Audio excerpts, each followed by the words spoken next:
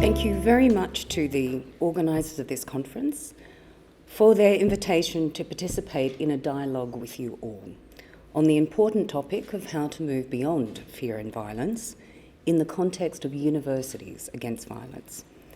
And I'd like to acknowledge the crucial work that so many feminists from the region of the former Yugoslavia have done in deepening feminist knowledge about violence. It has been my privilege to be part of a wider transnational feminist dialogue with this work, including with feminists who I can see are participating in this conference. I'd like to start with the question of patriarchal violence posed by another feminist who has also participated in these transnational dialogues for many decades, and that is Cynthia Enloe. I was looking for my PowerPoint, that's fine. So, Cynthia Enloe says, in 2017, we are still trying to understand how patriarchal power works and the masks the wielders of it don to escape accountability. In her recent analysis of the persistence of patriarchy in contemporary social life, Cynthia Enloe describes her experience of fighting against sexual harassment in her university in the US in the 1970s. For Enloe, the women's movement in which she was involved gave her both a name and strategies for fighting against what she called sexualised abuse. Enloe stresses the importance of recognising this violence as part of her feminist knowledge production. That is, she says, naming the problem felt revolutionary. Enloe describes how this experience revealed the value of generating accurate conceptualizations for effective political action and was crucial to developing her feminist understanding of violence.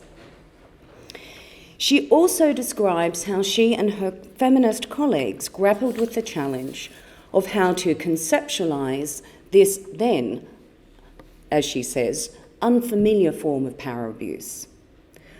As she lists her questions at the time, what was the difference between flirting and harassment? Was sexual harassment more about power than sex? Could a prominent leftist professor be an abuser? I think we know the answer to that question now. Were university administrators and trustees and lawyers who treated women's charges of sexual harassment dismissively themselves guilty of sexual harassment? And I know many of you are working on policies and so on. Enloe notes that these questions may seem familiar to us today because we are still trying to understand how patriarchal power works. So, as Enloe suggests, feminists have been naming and politicising sexual and gender-based violence since the 1970s. But we still confront important conceptual and political questions about these forms of violence. These forms of violence have become, as Sarah Ahmed describes, problems with names. There is now a rich body of feminist knowledge about sexual and gender-based violence. But at the same time, feminists seeking social change still grapple with the challenge of naming and describing these forms of violence as problems.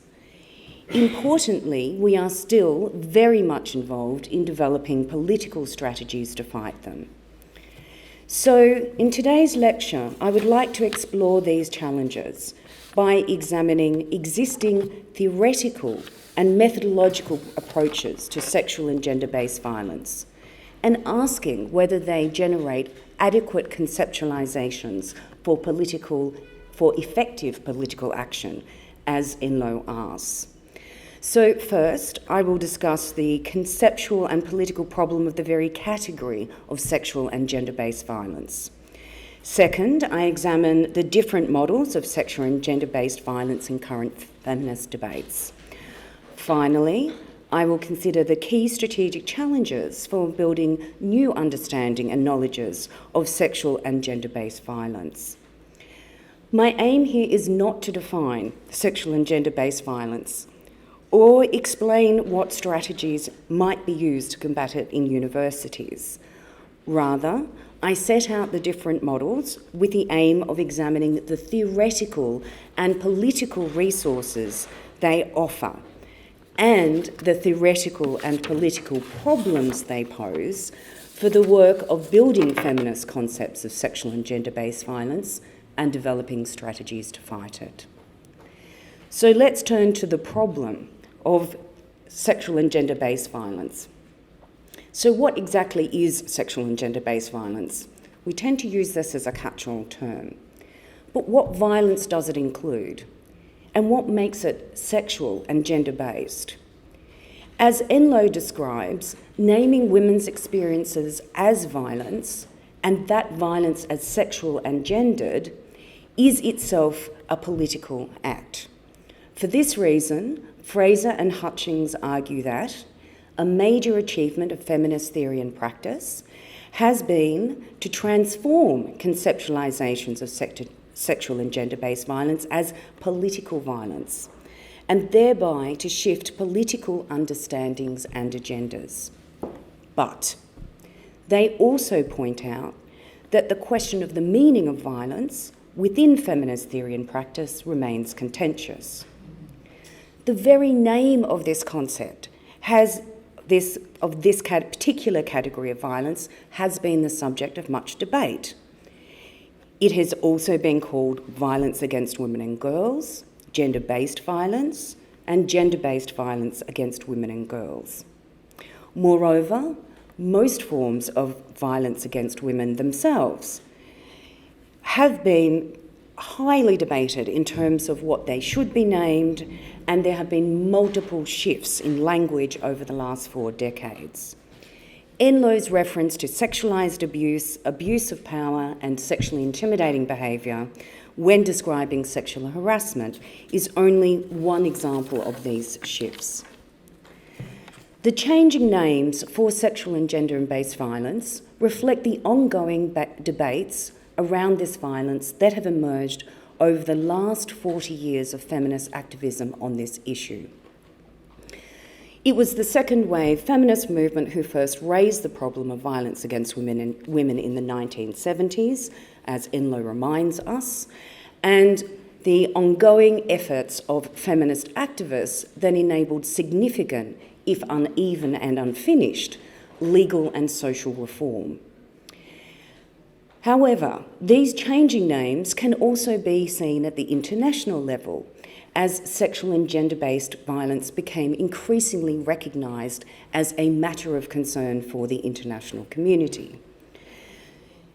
This increasing visibility reflected transnational feminist campaigning on violence against women from the 1970s onwards, and again, we need to recognise the crucial role that Yugoslavian feminists played in this transnational movement, particularly in relation to the recognition of conflict-related sexual and gender-based violence at the international level in the 1990s.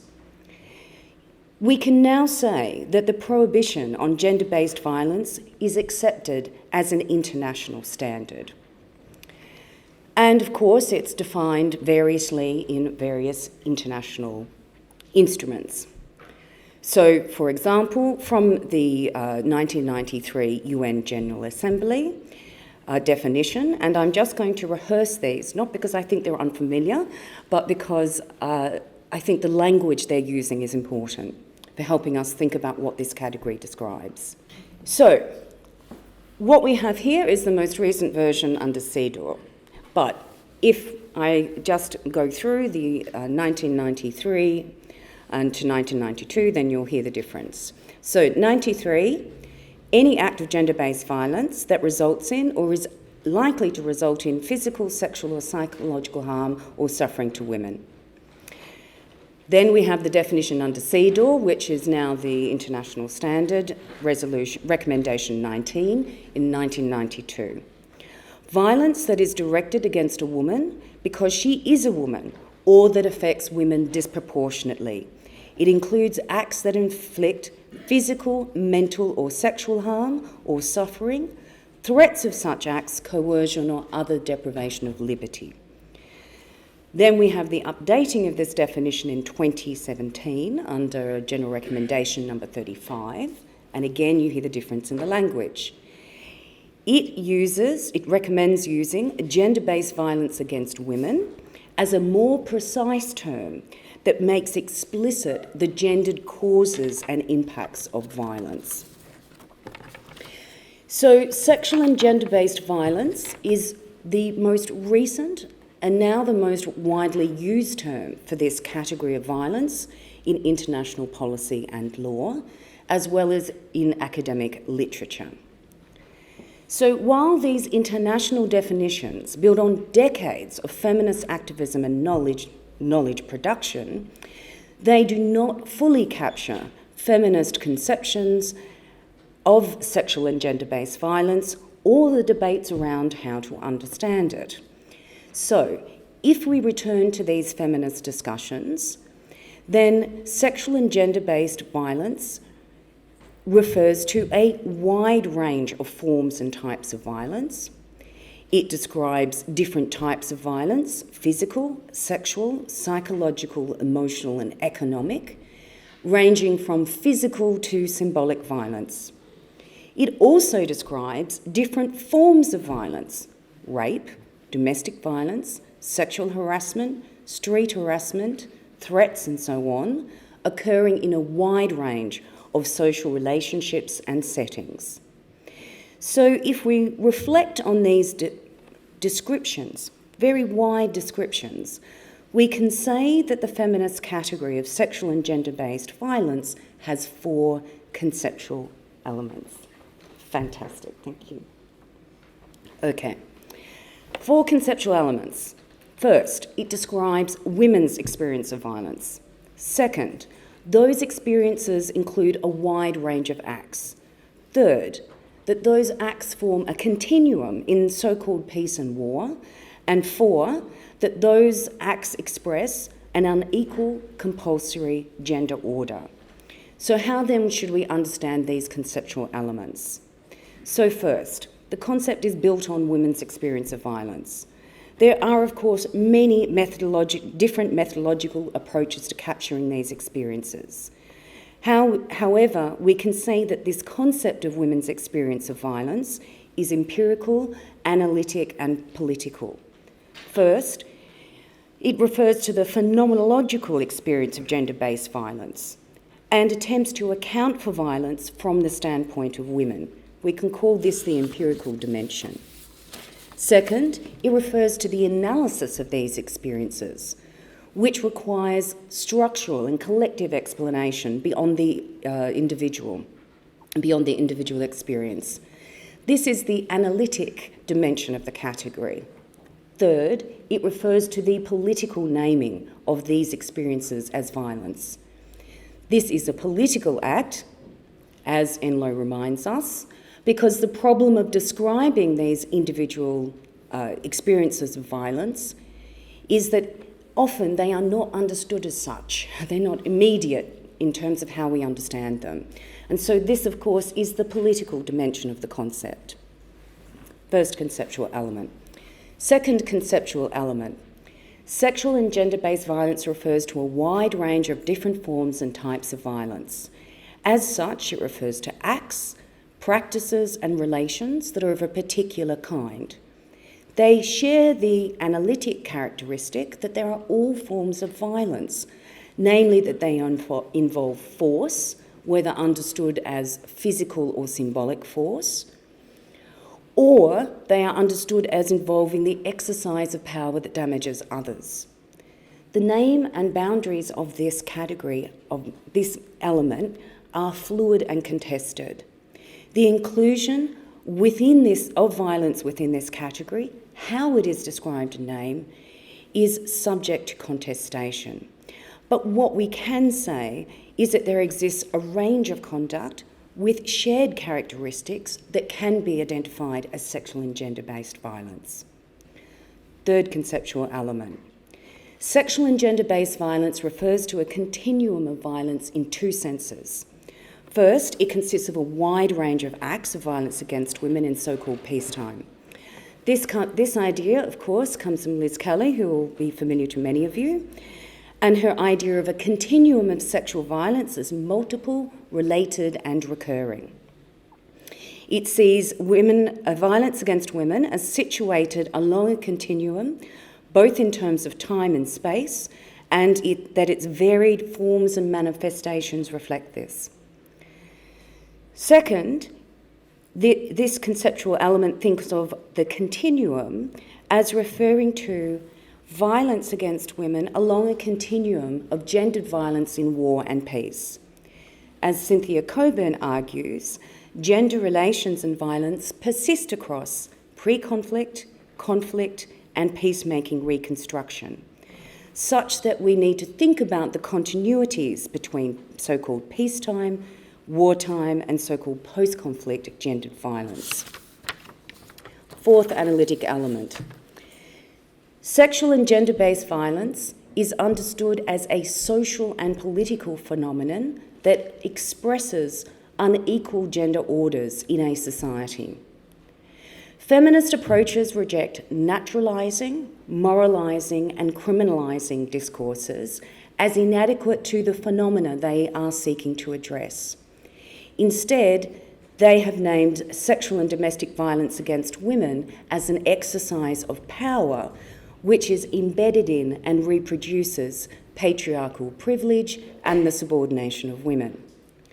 Feminist approaches emphasise how this violence is structured through heteronormative gender norms and practices, the ideas of what men and women should be like, which express an unequal, compulsory, meaning one has to participate in it, binary gender order. They share an understanding that gender relations are ordered in hierarchical power relations, and it is this hierarchical ordering of gender relations that produces gender and sexual-based violence. However, their conceptualisation of gender and gender order is highly varied and debated and reflects the wide explanatory range of feminist theory. Next slide. So, with these conceptual elements in mind, now let's turn to what we can call current feminist models of sexual and gender-based violence. In these different conceptualisations of sexual and gender-based violence, it is possible to identify three key models. These models can be described as individual, group, and social violence. So, turning to the first model, sexual and gender-based violence against the individual. This first model focuses on sexual and gender-based violence as violence against the individual. Thank you. Within this model, two different approaches can be seen, namely violence as direct harm against the person, and secondly, violation the violation of individual rights. The first criminal approach conceives sexual and gender-based violence as direct violence. This is typically understood as the intentional physical violence of individual actors against others. This approach usually describes the kind of physical violence that we see criminalised in national criminal codes. However, it may also include other ideas of abuses of positions of power and symbolic harms, such as harms to the dignity of the person, that kind of model. In this model, the crime of violence, expressed in a sexual and gendered form, causes mental or physical harm to the person. The second rights approach conceives sexual and gender-based violence as a violation of the victim's individual rights. This category of violence is understood to violate, for example, the right to physical and sexual integrity, or to sexual autonomy and sexual self-determination. A related concept is that of sexual and gender-based violence as a form of discrimination. This is the idea that such violence is discriminatory, whether it's seen as constituting a violation of a specific fundamental right or as a form of gender-based unequal treatment that violates the general right to non-discriminatory treatment. These ideas, for example, can be the violation of rights as being discriminatory, can of course be seen in CEDAW, where there is the description of gender-based violence as a form of discrimination which seriously inhibits women's ability to enjoy rights and freedoms on the basis of equality with men. First model. The second model concerns sexual and gender-based violence against the group. The second model shifts from focusing on violence against the individual to thinking about violence against a social group. This model focuses on understanding violence that is directed towards persons as members of the group and concurrently against the group as such. It conceives sexual and gender-based violence as violence against individual women because they are women, that is, members of the social group of women, but also as violence against the group of all women, okay? That is, a gendered group. In this approach, sexual and gender-based violence becomes conceptualised as something that harms the group and not only the individual. It understands violence against women as socially created harms, which are group-based and gender-specific. This approach identifies certain forms of violence as being gender-specific in themselves, in the sense that violence against women takes specific forms and involves specific practices. So, i.e., violence against women involves different practices from those from violence against men, for example. It emphasises the gender-specific patterns, forms, meanings and consequences of violence against women. It also highlights the symbolic and epistemic dimensions of sexual and gender-based violence. It describes, for example, how such symbolic and epistemic violence renders direct physical violence against women or feminised actors as being unremarkable or uninterpretable.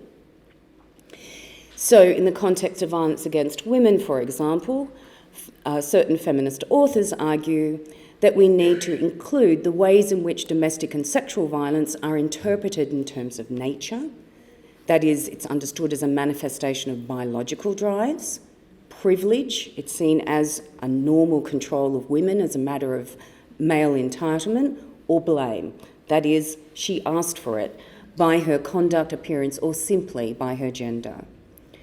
The other aspect of this idea of epistemic or symbolic violence is that it includes the host of everyday ways in which women and the feminine are denigrated and their victimisation thereby rendered simultaneously normal and so justified and invisible. So this model aims to capture the social dimension of women's experience by focusing upon how sexual and gender-based violence harms women as a group. And it is most visible in radical feminist arguments, such as, of course, the work of Catherine McKinnon.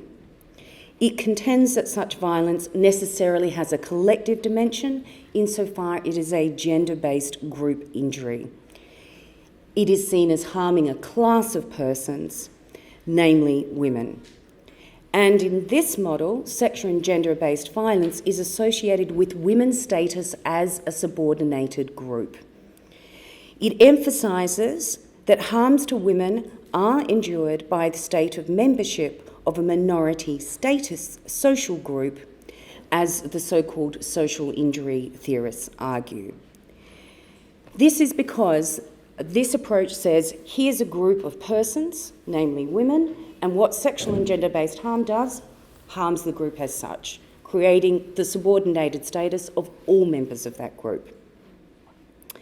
So, in other words, in this model, the sexual and gender-based violence is seen to injure women as a class of persons. It harms persons not only by directly acting upon women as individuals, but also as creating them as members of a subordinated group through violence. In this model, this process also creates masculine status and identity. This model argues that in the process of sexual and gender-based violence, what we see is that men engage in a range of violence against women to preserve or increase their domain of masculine mastery. Katia Caffatini, for example, argues that violence is integral to the construction of what she calls hegemonic masculinity, meaning certain groups of men who occupy positions of political, ideological, social power, economic power, of course. So, in this account, violence creates not only social groups of women and certain men, as feminised victims of these forms of violence, but it also creates social groups of men as masculised agents of existing gender orders. So important work in this area has examined group formation through violence, which ranges from studies of everyday street violence to studies of masculised militaries, such as Enlo's work. Sexual and gender-based violence, then, is seen as an integral part of the reproduction of the subordination of women as a social group and the patriarchal power of hegemonic groups of men. Okay, now third model, which is to see sexual and gender-based violence as social. The third model understands sexual and gender-based violence as a form of structural or social violence, which is an effect or element of hierarchical gender power relations and orders. This model shifts from focusing upon direct violence, the intentional physical violence of individual actors upon others, to indirect violence, that is, the violence of social structures that harm persons. It contends that structural inequality itself is a form of violence that acts directly on recipients to bring about injuries and trauma. This model emphasises the importance of slow or structural violence, that is, it emphasises the political, economic and social structures that produce gender-based violence. Important arguments in this area have come through post-structuralist, post-colonial and queer feminist work that have emphasised that cultural orders should also be seen as forms of structural violence. Such work ranges from Irigare's critique of a so-called phallic symbolic economy that only represents masculine bodies and sexualities, to Maria Lugoni's critique of gender as a colonial classification system that produces particular forms of systematic violence, and Butler's critique of gender norms as a form of normative violence. In these arguments, sexual and gender-based violence expresses the structural violence of these cultural orders. In all these structural violence approaches, political, economic, social and cultural structures have violent effects, whether or not actual physical violence is involved, and sexual and gender-based violence is an effect of these structures. Other approaches argue that sexual and gender-based violence is a continuum that spans interpersonal and structural violence.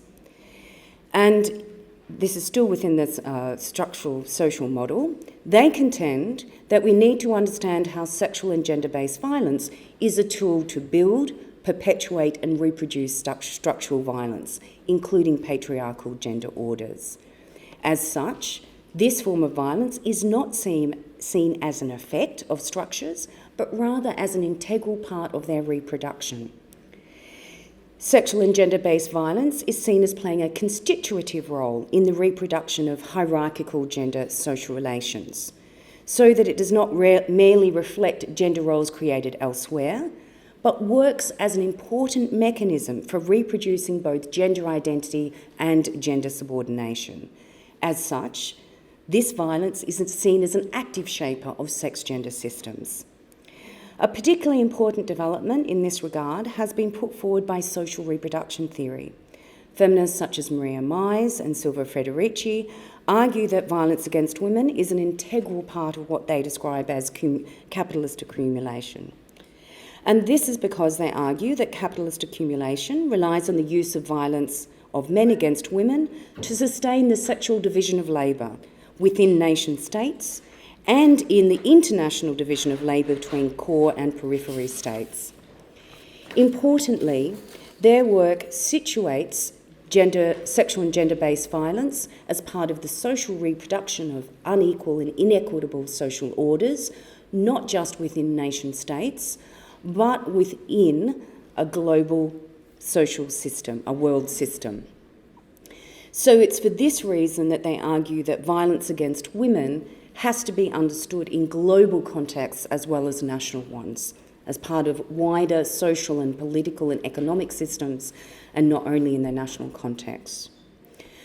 So, if we can turn to the next slide. What we see then is three models, and I've outlined these models to make explicit the different feminist approaches to understanding sexual and gender-based violence. However, in much of the academic work and our research, these models are generally implicit. That's why I wanted to set them out. And they remain theoretically underdeveloped in terms of discussions of sexual and gender-based violence. Moreover, a series of recurring issues run through and between these approaches, and I will look at each of these in turn. These are our challenges in thinking about sexual and gender-based violence. So let's first look at the individual harm model. The first issue concerns whether the individual harm model, whether it's understood as direct harm to the person or a violation of rights, limits feminist political strategies. Most recently exemplified by the work of Karen Engel, but increasingly dominating discussions around how we deal with sexual and gender-based violence, this line of argument raises a trenchant critique. It argues that understanding violence as whether direct harm or violation of rights is in fact what they describe as a Western liberal legal model that individualises social harms, makes women into victims, and calls on the state to protect women against gender-based violence. Because of this understanding of the problem of harm and thinking about criminalised harms and thinking about rights violations, this critique questions whether such an approach can address women's agency, can address wider social relations of oppression, or recognise that the state itself is part of these wider power relations. Moreover, it questions the very idea of international standards or definitions of what sexual and gender-based violence is.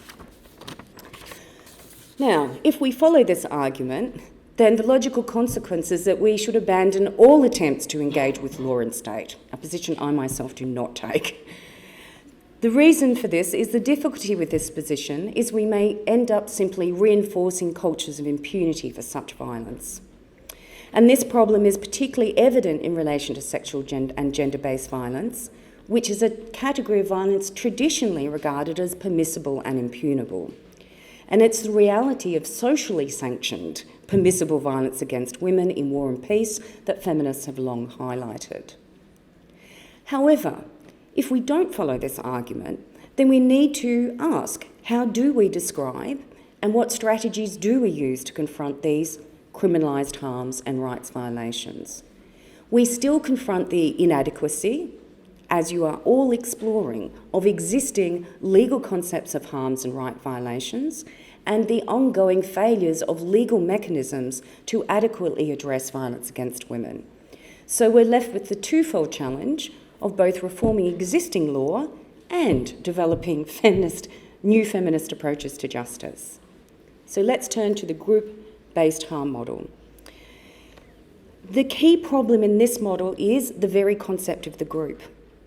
And this issue concerns whether group-based models essentialise and privilege women's experiences and treat women as an undifferentiated category. If this model presumes that women exist as an a priori group, which are unified by their apparently homogenous experience of sexual and gender-based violence, then three problems follow. The first is how to account for differences between women in their experiences of sexual and gender-based violence, given their different experiences of victimisation, support and justice. Any such account that we might want to develop requires providing an intersectional analysis of these forms of violence as the product of intersecting power relations and structures, as Dubrovka-Zarkov describes. The second problem concerns the category of women, and of men for that matter. Where ideas of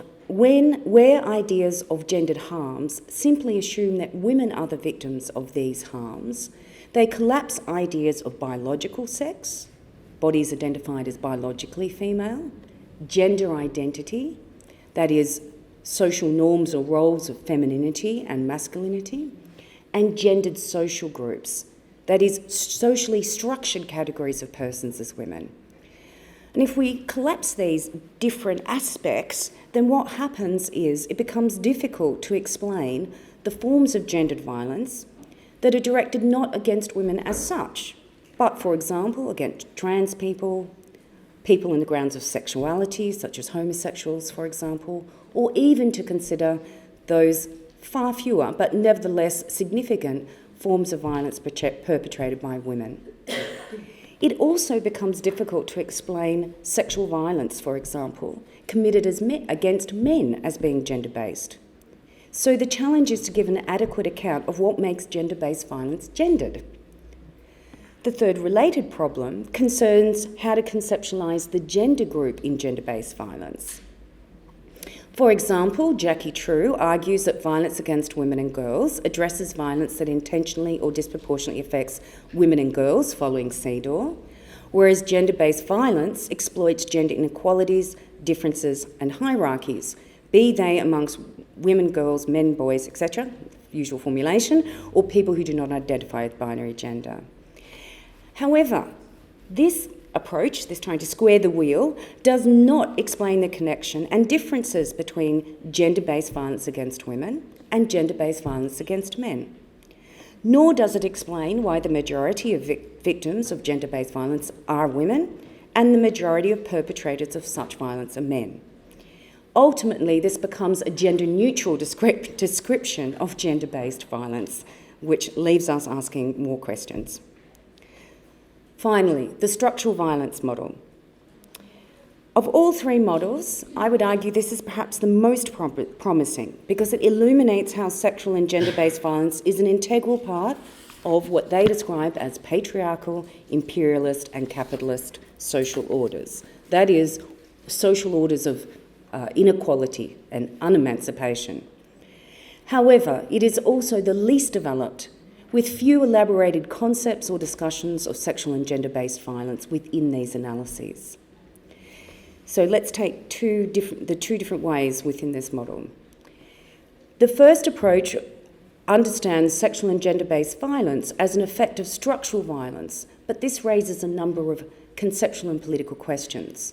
The key theoretical question is how to provide an account of how structural violence itself produces sexual and gender-based violence. It is unclear, for example, why structural violence produces sexual and gender-based violence rather than any other form of violence. And moreover, this approach gives an account of structures of violence, but strangely, not of its perpetrators, not of the people who do these things. So this is clearly unsatisfactory in theoretical and political terms. This account also challenges ideas of feminist struggle against sexual and gender-based violence.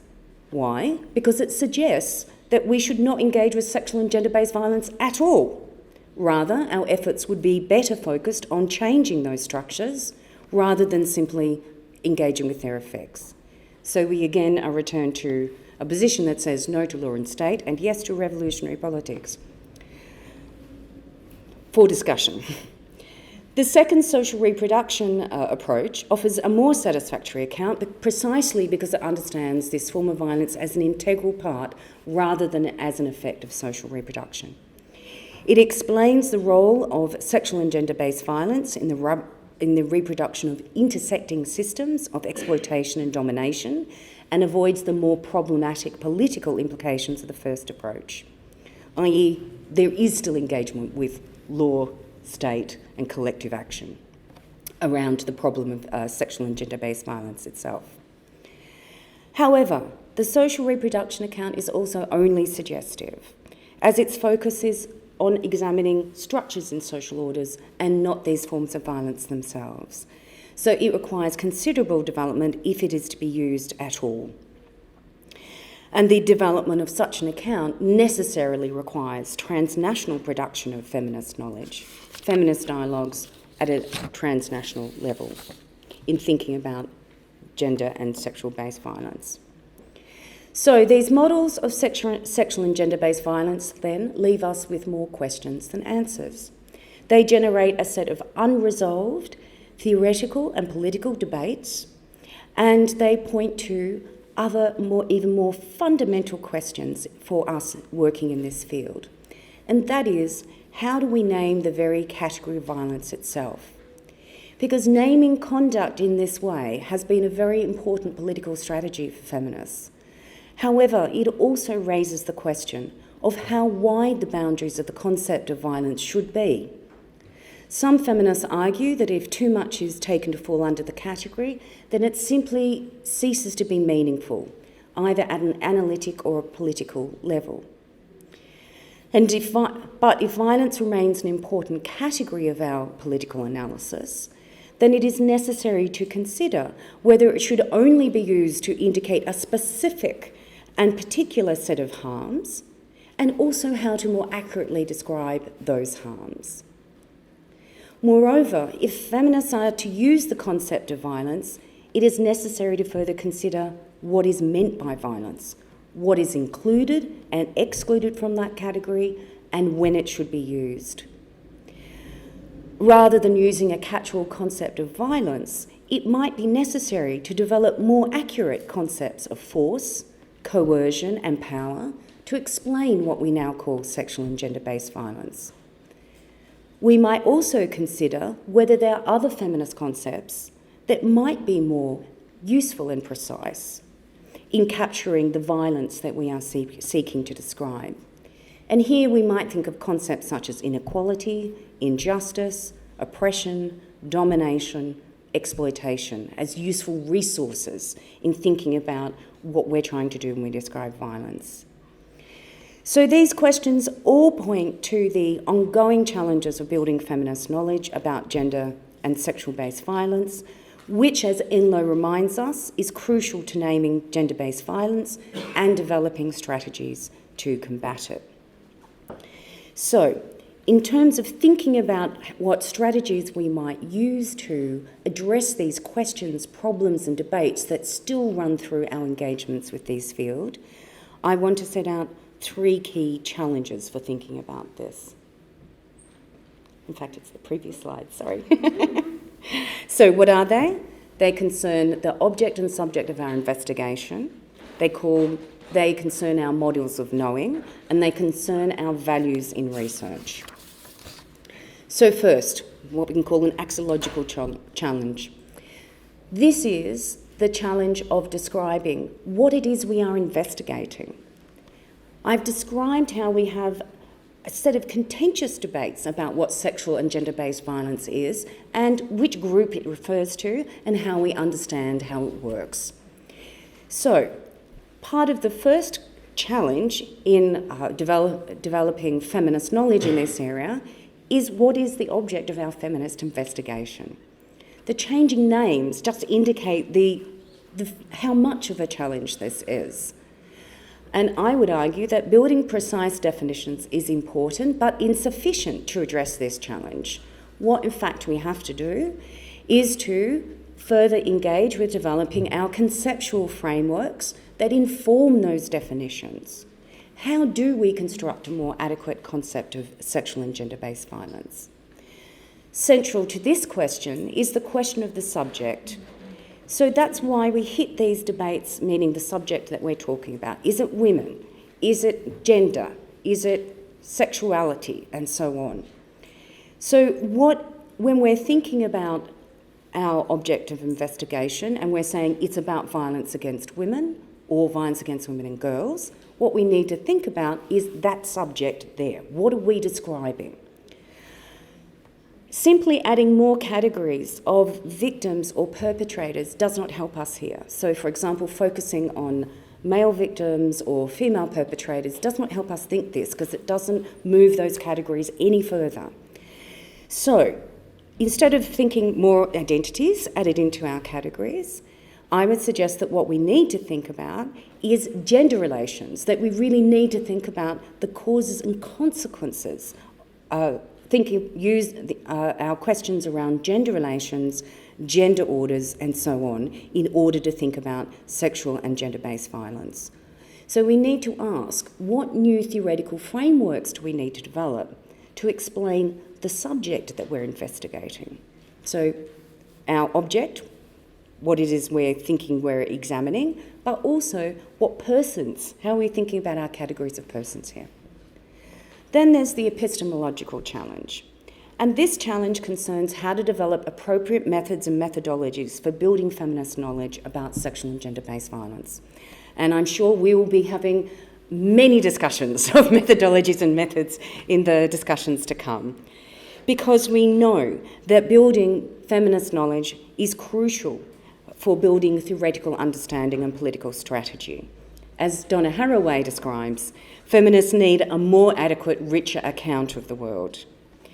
And what existing feminist methods and methodologies, then, we can ask, might be useful to this task? What are the already existing approaches that we would say are helpful in producing this feminist knowledge?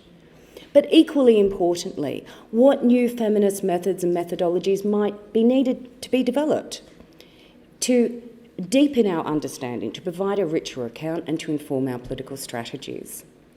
The long-standing debates in feminist theory and practice in this area indicates this challenge is not a question of generating more and better data. It's not simply that we have to collect more data. Rather, we really need to consider our aims in collecting that data, how we generate it, how we interpret it, and how we apply it.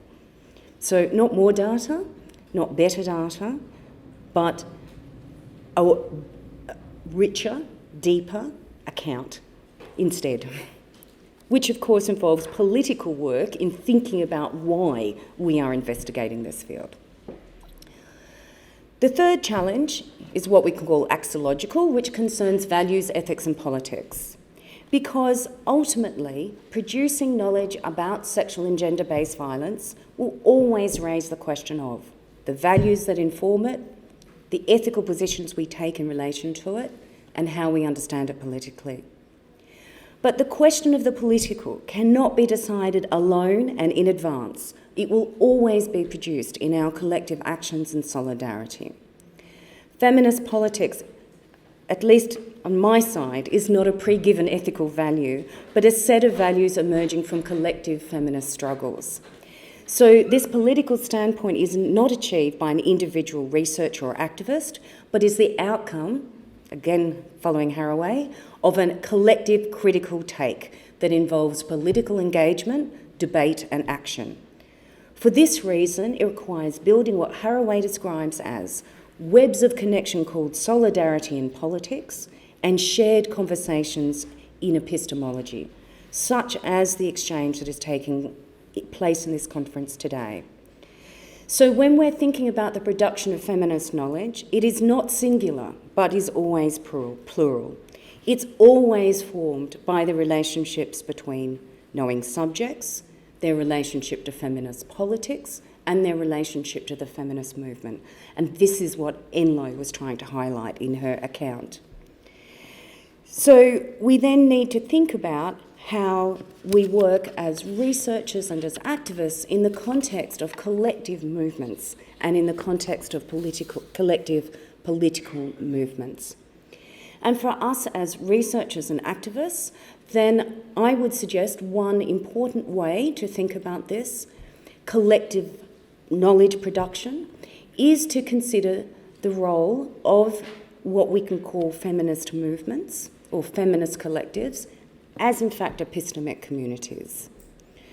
This follows the work of Lorraine Code and Helen Longino, and what it does is it understands feminist movements as communities of knowers in which we negotiate and in which we generate knowledge and negotiate political goals and practices. So, in thinking and in negotiating those political goals and practices, in our knowledge production, we become accountable to feminist politics. So, this is a dialogical, collective process, and an understanding of knowledge production, for example, about sexual and gender-based violence, as coming out of collective solidarity and collective knowledge production. So if we're thinking about feminist knowledge production about sexual and gender-based violence, we need to think about our epistemic communities. We need to consider how we construct them, who participates in them, what are the conditions that create them. So we also need to think about, address questions of inequitable social relations in terms of who's producing knowledge about sexual and gender-based violence itself. Who is participating in this knowledge production, who was unable to, and what are the conditions that would enable us to build a open, wider epistemic community to be producing knowledge about sexual and gender-based violence. And there's much work on this question in feminist theory that I think that is very important for thinking about how, under what conditions, and under what inequalities we produce knowledge about this field. So I want to finish by coming back to Enlo. Reflecting on Enlo's experience of fighting sexual harassment in her university, we can say that feminist knowledge is crucial for naming and fighting sexual and gender-based violence. Given this, we need to recognise the importance of building feminist epistemic communities for moving beyond fear or silence. The challenge is to build our webs of connection called solidarity in politics and shared conversations in epistemology, in our knowledge. Only then can women become speaking subjects, moving beyond fear and silence. And this is the task, I think, that confronts us all in our engagement with this field. Thank you.